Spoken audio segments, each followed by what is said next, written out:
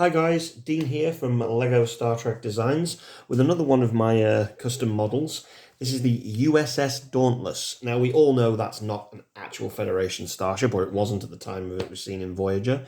It was a fake starship, but it really did capture my imagination at the time of what a new Federation starship with new warp technology would look like. So I kind of decided, do you know what, I'm just going to include it anyway. It's one of the ships that not a lot of people would probably build. Now, just to give you some insights, I've built this one very different to the others. They've got hinge pieces along here that hold the saucer bent at an angle in place. I've also managed to get the impulse engines were a challenge because they don't have big impulse engines. It's really small and kind of embedded into the ship. So I've used some studs there just basically to try and make it look like an impulse engine. The warp sled is on the edge there. It's actually built into the rear part of the ship under a little bar under here.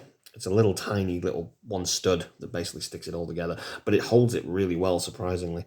Yeah, and then obviously the same, this side's different navigation lights. I added the RCS thrusters on here because they had them in the image that I saw online. So, and they had a grey front element as well, which I thought was quite interesting.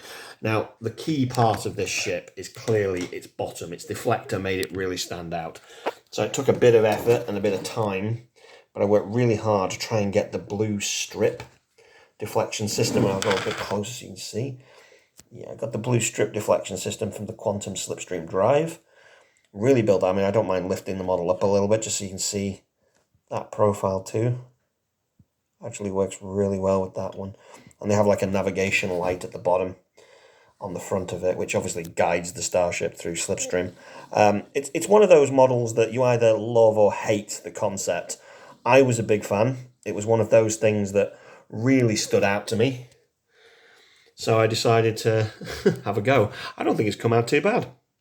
If you want to buy the instructions for this model, then they're available on my ReBrickable page. And until next time, guys, see you later.